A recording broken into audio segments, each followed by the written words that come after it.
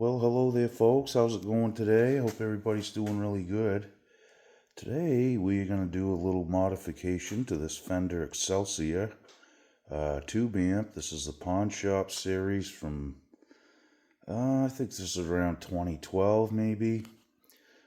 Here's all the specs on it right here on the hang tag.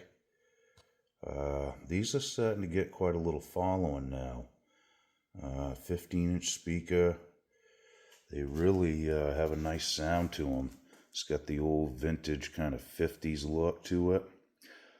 So let's take a look at it and I'll show you what I'm going to do. Okay, so what we're going to do here today, folks, as you can see, we have a tremolo knob, a volume knob, and there's no tone switch, tone pot on this amp at all. You just have this bright and dark switch. So what we're going to do is take this switch out and we're going to put a pot right in there so we can, turn the knob and just start going from one cap to the other. And we'll get a little variation in it. It seems like a pretty easy mod. I've never done it to these amps before, but from what I've gathered, it's not real tough. Okay, so let's take a look at the back. Okay, folks, so this is the back of the amp right here, and what you have is the power section is kind of split into two halves here, the circuit, I should say. So you can see you have your transformers and stuff down here. These are the output tubes. Now, what I've done here, there's a cage that goes over these tubes just to protect them. Kind of goes in like this, and there's 3 screws. There's one on the top, and there's 2 on the outside, which would be closest to me. So it would be orientated just like it is. So as you can see, the tubes get pretty dusty and kind of funky. So we're going to take those out and clean them while we're right here. So really all we have to do here to get this top pad out is pull these 2 screws out right here. We'll get those out, and I'm probably going to lay the amp down on its face and leave the umbilical hooked and just kind of maybe flip that over and lay it on the speaker, whatever, so we can get at it to work. This shouldn't take too long, so let's get right into it. Okay, so I just took one of the tubes out. That's what's in it for tubes. I'm guessing these are the stock tubes, Chinese. You can see the dust built up on the top of it. It's not just for aesthetics as far as cleaning that off. It will just help the tube run more efficient, and it won't hold heat so bad. You gotta remember, all the heat's getting dissipated this way, so we're going to clean those right up as well. I'll clean the tube sockets too while I'm right here. But for now, we're going to get this chassis pulled out of the cabinet, and we'll crack that open and see what we got to do. Okay, guys, here we go. The first thing, that screw was not that tight. And that one wasn't either. I thought I had some kind of rattle going on, maybe a tube rattle or something, but in hindsight, I think this could have been the issue, really. We'll find out here in a minute. Let's just get these out. And we'll just go from there, I guess. Okay. So we got the chassis pulled out. I think what we're going to do is just probably flip it over, and I'll lay the amp on its face, and that should hold it. Okay, guys, well, let's see. Looks like we're going to have to take these screws off here on the back of the chassis. And just trying to get my screw container kind of organized here so I can remember where all these go.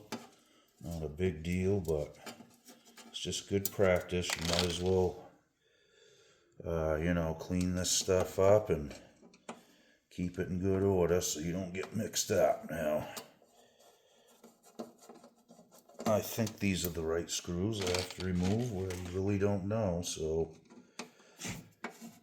we will find out real quick though. Yeah, these definitely have to come out from what I can see. I just don't think there's any other way, because we got to get inside here somehow, right? Okay. Is that enough? No, there's a couple on the sides here. There's one right down here we got to get, and there's one on the opposite side as well. So get those out.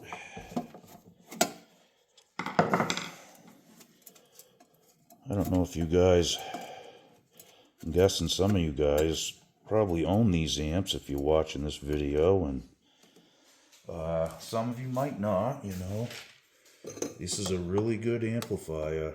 It really has a sweet sound to it, and I like the big speaker. The 15 actually sounds pretty sweet. I don't know if this was kind of modeled after like a steel guitar amp or what they were going for, but okay, there we go. All right, let's set that to the side. Excuse me. So what we're going to be after here, folks, is right here. This is the switch. As you can see, there's 3 wires hooked to it.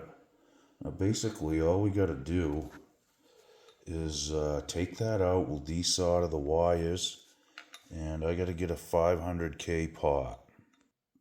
Okay, so I got a pot dug out. As you can see, it says 500K on it. So basically what we should be able to do is mount the pot in there and just transfer the 3 wires right onto this. From what I've seen on a few other videos, that's what they've been doing, so I think we should be in good shape. Now, there are a couple other mods I've seen. They really weren't in great detail, but they used a pot and they actually added a cap to it, like a tone control.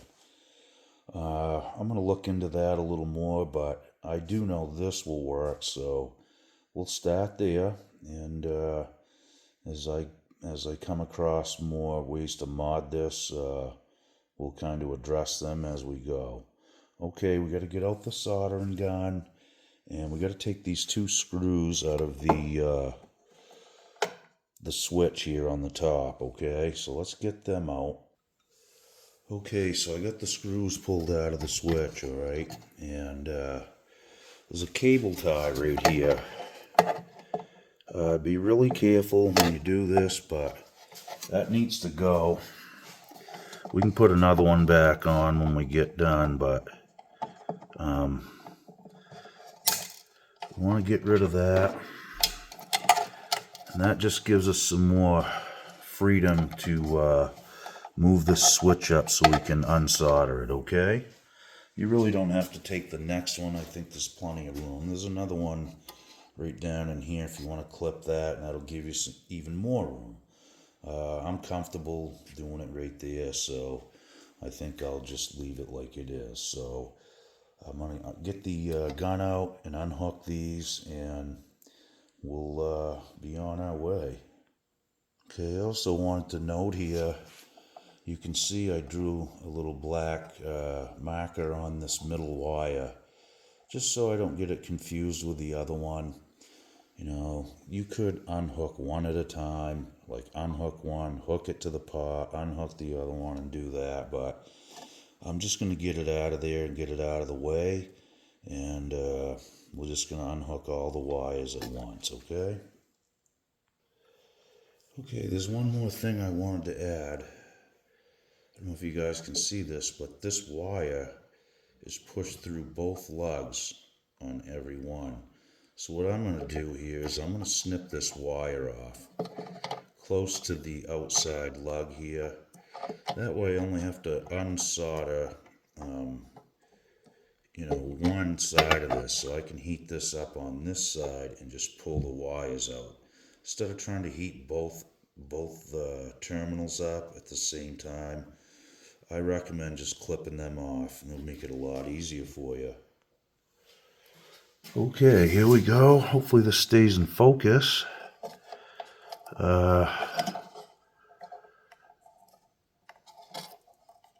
There's one.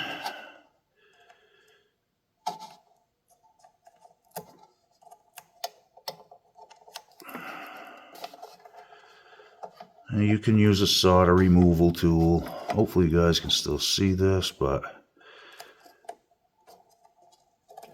there's two.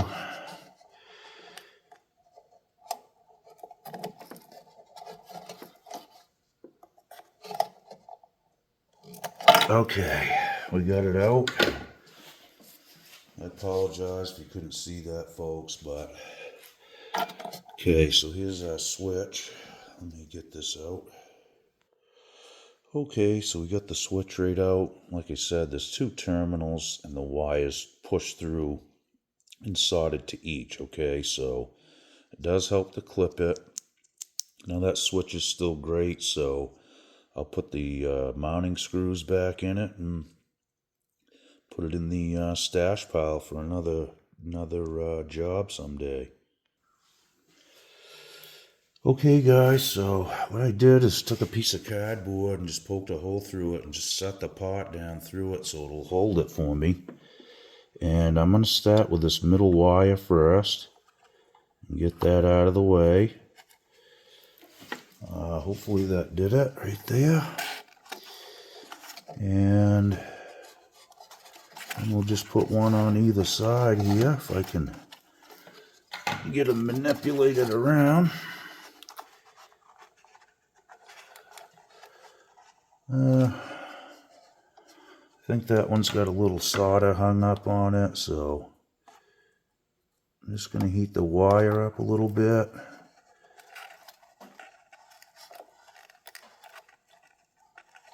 See if I can get it through there. Yeah, I think they still got some solder on there, so let's just kind of clean that off. All right.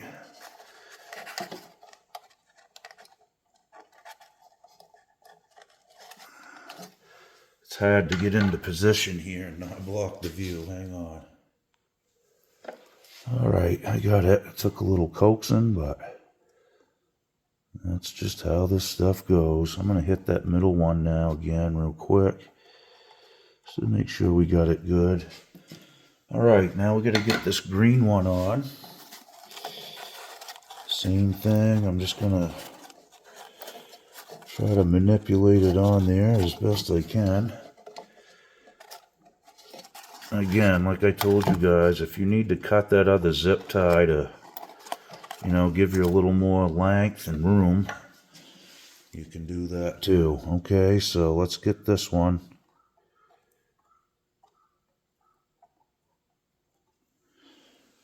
I can't really see it that well, but I'm going to give it the old tug test. Yep, those are all good. Okay, so let's move on to the next step. Okay, folks, so this square hole, you just got to file that out a little bit on each side. That way the potentiometer can go through it. It won't go through without doing that. And I mean, you don't have to take a lot. Mine's, I can get it through there, but I got to just kind of walk it through.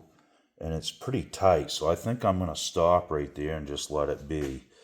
And we'll have to dig out some knobs, and I may change the knobs or just add one more or whatever. Okay, so let's get that mounted, and we'll go on to the next one. Okay, that's what she looks like after it's all in. You can plug those holes off too if you'd like. Some guys will put like a plate underneath put a hole in it and drive the pot up through that just to plug the holes, or you could put some plastic rivets in there, even just a nut and a bolt for looks. I'm not going to worry about it too much right now, so now I want to dig out a knob, and then we got to get the tubes cleaned up, clean up the tube sockets and put it back together. Okay folks, well, I found a tone knob, regular guitar knob, and I also found this old guy. Now that come off an old, like, CB radio or something. And it's got the set screw right here on the side, the Allen bolt. I may go with that because actually that covers the holes up, okay? And, yeah, it looks a little funky, kind of old. I think I'm going to try that one first. Not a big deal. If I don't like it, I'll change it out. I like it, though. Maybe I could even paint it brown. I think I have some paint to match that, so we'll see, as long as it works, right? Okay, one more thing I did want to mention. When you solder in your pot, make sure it's all the way up or all the way down. That's important, because if it's not, if you got this halfway up and you get that pot really hot, you can burn the contacts out of your brand new pot. So turn it I usually turn them all the way off. That's just my opinion, but you can turn them all the way up too. It doesn't matter. I did forget to tell you that when we were getting ready to solder, so if you haven't done that yet, make sure you do that. I've mentioned that in many videos about that, so if you're putting a jack in your guitar, a pot in your guitar or anything, same rules apply, guys, okay? Alright, well, I'm going to get this baby back together, and we'll see what it sounds like. I may not do it in this video. This is getting kind of long, so we'll call this one part 1, and I'll do a sound demo with it all back together, and we'll call it part 2. Or maybe I'll just link the 2 videos together. We'll see. Either way, I know all you guys want is this knowledge and info, so I hope that helps you guys in any case. I think it's worth doing. I didn't care for the bright and dark switch. I left it on bright all the time. So I think this will be a great addition to it. I really do. I thought about installing a reverb tank in this too, but I think I'm just going to use a pedal. It's just as easy. I don't use reverbs in a lot of amps anyway. I usually opt for a reverb pedal. So in any case, folks, I really do hope this helped you. Don't forget to take that cage off. I'm going to clean these tubes up and get that dust off them and whatnot, so they run right, and they'll run at the right temperatures and whatnot. At least get rid of some of the heat. Okay, folks, well, thanks again for watching. I really appreciate all the support. Welcome to all the new subscribers as well. Thanks for showing up to the channel, guys. I really appreciate it. I hope you're enjoying it. And just remember, feel free to go in my playlists. There's I've got everything like categorized, so guitar lessons, amp demos, gear and guitar repairs, which this would fall under, amp demos. There's all kinds of videos on there, folks, and hopefully some of that info is useful to you. Okay, well, thanks again. I really appreciate it, folks, and we'll see you real soon. Be good. Okie doke.